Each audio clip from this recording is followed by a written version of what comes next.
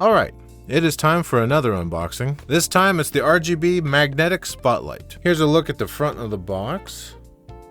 And you can see on the back how they recommend you use it there. It says rechargeable battery, so that could be good or bad depending on how long the battery actually lasts, but hey, if your power goes out one day and you got these charged up, you might have some cool RGBs to look around with at least. All right, it says remote, magnetic mount, RGB, rechargeable battery operated in a 2-pack. It says magnetic mount allows you to remove from the wall with ease, which is kind of cool. You put your little mount up and you can just pop these off. That's kind of neat. Easy installation with adhesive base and 2-port magnetic connection. If it has adhesive, I guess wherever you put these, make sure that's where you're going to want them. Designed to rotate 360 degrees and point lights at the right angle. So I guess wherever you mount it, it'll rotate this way and then the light comes out this. What am I doing? Includes remote to customize light. Requires 2 AAA batteries, which is kind of cool. These things used to come with the remotes that had the little round battery.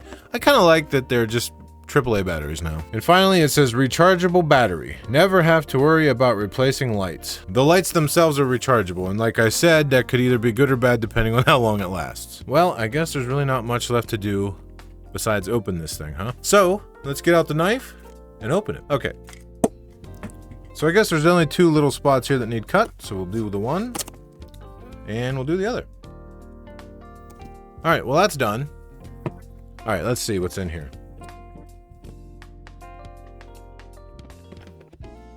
There's another thing. I'm gonna have to go get my knife. Oh, okay, look at that. Whoops. Pretend that didn't happen. That didn't happen. Oh, wow. Look at that. That's actually kind of cool. It's packaged kind of neatly. All right, so we got our remote.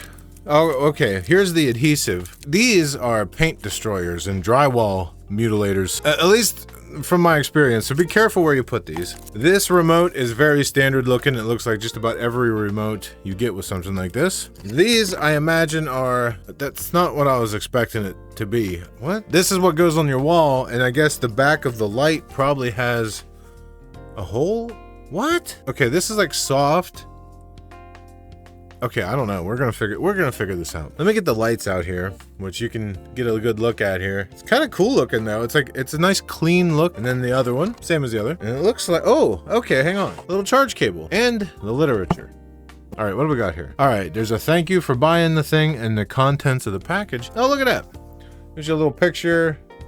Some words to read. Don't worry, I'm not gonna make you look at this whole thing. I'm just wondering about this. I thought the little metal ball thingy, this thing, was gonna go inside here, but then there's a thing covering that, so I'm not really sure. Now, I want to know how to put the ball in the hole. Okay, here we go. Once your mounting base is attached to a flat surface, the spotlight can then be magnetically attached by sliding the base's magnetic rotation shaft into the light's magnetic joint. Now that sounds sensual. Let's just try this real quick. Oh, wait, is that it? That doesn't stay. That's not right.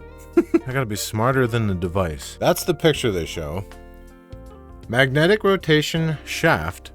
Hell yeah. It says you can mount this with screws. Oh, dude, check that out. See the holes?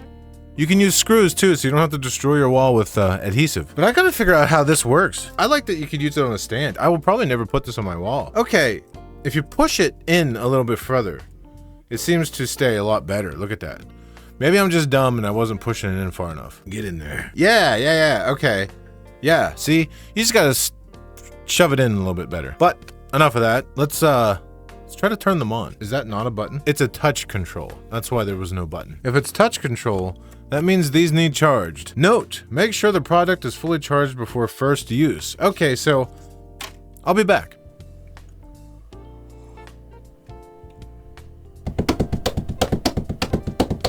Hey, that's not fair. He's better than me. I'm old and confused. Are those things done yet? Okay, one of them is done charging. So I think it's ready to unplug this and see what it looks like. And I did find in the instructions on how to actually use this thing. I guess you tap it twice to turn it on. So we'll just start with that and see what happens here. Oh my God, that is incredibly bright. Holy crap. Look at that. Well, it is a spotlight. And it also says press and hold to adjust the brightness of static light or the speed of dynamic light. So if I turn it on and I hold it.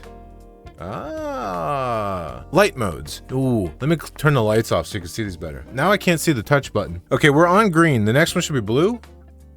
Yes. Fade lighting mode. Is it gonna fade? It's pretty bright. Okay. The next one is flashlighting mode, which I don't want to show that to the camera. Let me try it this way. That's kind of cool though. Look at how it's changing the colors of my carpet. I actually really like that. Next is double press again to turn off the spotlight. And then that's not off. That's just back to normal. It thinks I only tapped it once. So tap twice to turn it off. Tap twice to turn it on. That's default. The next one should be cold white. So, oh, this is warm white and that's cold white. Oh, that's cool. And then the next one should be the red. Yeah. Okay, so we have seen everything this does. Let me try putting it in the background and see what it looks like. So there is one little problem with this, and for the average person, it's not a big deal. Odds are you probably won't care about this, but some people will. And that's if you do make videos or you live stream, it's a bit bright. Well, it is a spotlight after all, but it's a bit bright. And as you can see, it might not look so good in the background because of just, it's a little intrusive, but in person, it does look good.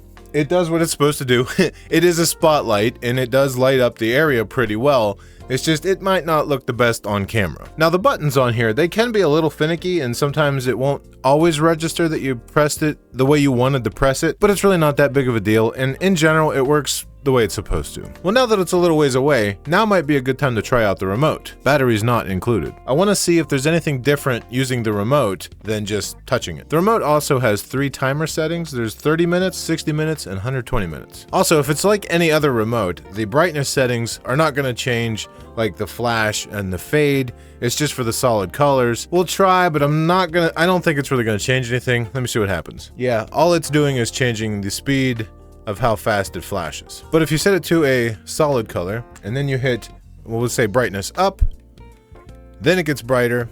That's as bright as it goes, and that's as dim as it goes. All right, so this is the flash setting. I have it set to the lowest speed possible just to not cause any light sensitivity issues. I guess if you wanted to see what it looks like faster, you could speed up the video a little bit, but yeah, that's the flash. All right, we'll also take a good look at the fade setting, which is what it's on now.